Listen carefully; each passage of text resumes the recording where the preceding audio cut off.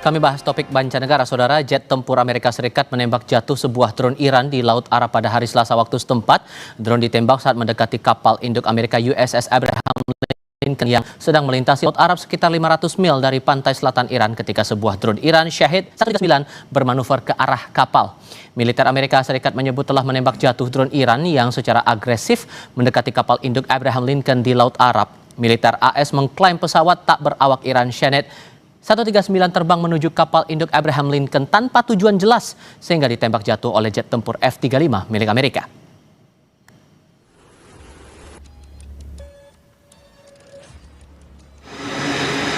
Angkatan Laut Amerika kembali merilis rekaman dari kapal induk yang diambil di Laut Arab. Jet tempur lepas landas dari atas kapal di tengah ketegangan antara Amerika Serikat dan Iran. Jet tempur terbang dari landasan pacu kapal induk Amerika Serikat USS Abraham Lincoln. Rekaman yang diambil pada akhir Januari lalu ini menunjukkan kapal induk Angkatan Laut AS itu berada di atas Laut Arab. Rekaman juga menunjukkan gambar pengisian logistik di kapal induk. Aktivitas ini bertepatan usai jet tempur AS menembak jatuh drone Iran yang mendekati kapal dengan maksud yang tidak jelas hingga membuat tensi semakin tinggi antara Washington dan Teheran.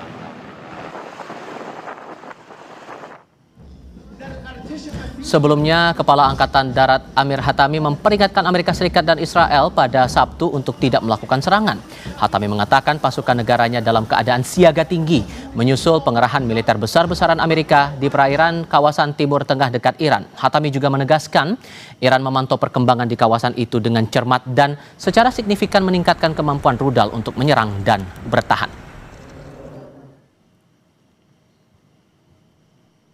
Lalu sejauh mana dampak meningkatnya ketegangan Amerika Serikat dan Iran ini? Sudah bersama saya di studio Marsma TNI Purnawirawan Agung Sasongko Jaki, pakar kajian strategis Perhimpunan Purnawirawan Angkatan Udara. Pak Agung, selamat sore Pak. Oh, selamat sore Mas. Terima kasih sudah datang bersama kami. Kalau melihat kondisinya seperti ini, walaupun kemudian perundingan antara dua belah pihak ini masih di tahap awal, melihat tensinya makin tinggi seperti ini, apakah akan makin sulit mencapai perundingan untuk kedua belah pihak Pak?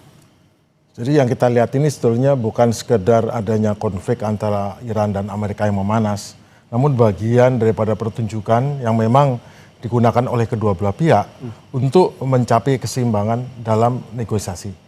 Jadi ini adalah suatu bukti sedang ada perimbangan kekuatan yang sedang perubahan di Timur Tengah. Jadi Amerika dan Iran sebetulnya konflik sudah lama, udah 40 tahun. Konflik ini terjadi dengan serangan berupa serangan tekanan ekonomi, sanksi ekonomi. Ada juga serangan militer. Tapi yang jelas diplomasi dan secara informasional serangan berupa propaganda atau berita-berita yang saling menihilkan satu sama lain itu berlangsung dengan ini. Tapi sesungguhnya inilah bagian daripada repositioning mereka. Memang drone yang ditembak ini kelihatan seolah-olah drone-nya jatuh. Tapi masalahnya adalah Iran tetap menunjukkan dia tidak takut. Meskipun ada pesawat kapal induk di sana, mereka mengirim drone dan drone ini bisa mendekat dan mungkin jaraknya masih belum cukup mengancam, tetapi bagi Amerika, ini jangan sampai dibiarkan. Walaupun secara logistik perbandingannya jauh beda. Jangan sampai dibiarkan ada gambar kapal induk Amerika diambil oleh drone. Karena drone Shahid ini sebetulnya kan ada drone yang digunakan untuk serangan bunuh diri atau kamikaze jarak jauh. Harganya hanya sekitar mungkin tidak sampai daripada $20.000. Padahal pesawat yang dikirimkan adalah pesawat F-35. Dengan menggunakan rudal AMRAAM yang harganya mungkin 10 kali lipat daripada drone itu. Nah, tapi bukan itu soalnya. Amerika ini menunjukkan bahwa dia tetap mengontrol posisinya, dia tetap berkuasa, tidak ada yang bisa terbang di sekitarnya. Sementara Iran tetap menunjukkan saya tetap tampil, saya tetap terbang. Konflik yang terjadi tidak memanaskan apa-apa. Itu bagian daripada pertunjukan yang harus diberikan Amerika, menunjukkan kepada sekutunya saya bertindak tegas, saya jatuhkan drone-nya. Iran, saya juga bertindak tegas, saya kirim drone ke sana. Soal drone-nya jatuh atau apa atau ditembak itu cerita lain. Karena memang Amerika sangat jauh kekuatannya lebih daripada Iran, tetapi Iran juga saya tidak takut. Dan itu masing-masing mempunyai pendukungnya masing-masing yang tentu akan mendapatkan semangat daripada apa yang tampil. Kekhawatirannya ini konflik bakal makin rumit menurut beberapa orang begitu secara kasat mata. Sehingga menurut Anda apa yang bisa dilakukan dunia melihat fenomena yang semacam ini masih terjadi sampai sekarang? Ini adalah persoalan berpindahnya keseimbangan global.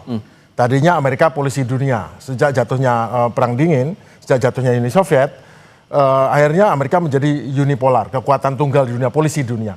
Namun sejak tahun 2017 dideklar bahwa China menjadi yang kedua tampil dan Rusia kedua. Nah sekarang dunia dibagi atas dua sisi juga, meskipun Rusia dan China sama-sama di BRICS dan Amerika di G7. Namun di sisi lain ini ada juga bahwa Amerika ingin memastikan bahwa jangan sampai kekuatan itu berkembang, karena kalau Iran dibiarkan berkembang akan jadi masalah di kemudian hari. Dia tidak bisa lepas dari masalah di Timur Tengah karena Amerika ingin segera juga loncat perhatian di Laut Cina Selatan. Jadi sebetulnya Amerika sekarang sedang ingin menyelesaikan dengan cepat, membuat perjanjian cepat, bisa menekan Iran, menahan Iran. Namun masalahnya tetap ada. Domestiknya secara domestik apakah orang-orang yang seperti di Israel yang garis keras atau di Amerika garis keras dan di Iran garis keras setuju dengan ini. Mereka menjadi perdamaian ataupun dibatasi konfliknya, gencatan senjata terbatas, apakah mereka mau? Nah itulah tantangan yang harus dicapai dalam perundingan kali ini. Nah, apakah posisi kita Indonesia bisa bertindak untuk menyikapi ini semua? Karena dikhawatirkan akan ngefek juga ke kita, Pak. Oh iya, kalau sampai terjadi konflik dan sampai Selat Hormuz ditutup, itu akan masalah besar pada ekonomi dunia, sangat tergantung pada aliran minyak. 25% daripada aliran minyak dunia dari Selat Hormuz. Jadi sebagai kita, sebagai negara, ya kita harus tetap tidak berpihak, namun tetap harus menunjukkan bagaimana posisi kita dan mengharapkan kepada kedua belah pihak untuk tetap menahan diri dan sampai terjadi konflik yang berlanjut, dan kalau bisa diselesaikan secara diplomasi dan sengketa apapun itu dibatasi hanya pada masalah bagaimana negosiasi. Dan kita tahu juga Rusia terakhir ini dapat informasi beberapa jam yang lalu menawarkan kepada bahwa semua nuklir Iran, uranium Iran itu akan dikelola oleh Rosatomnya Rusia. Jadi memberi jalan keluar.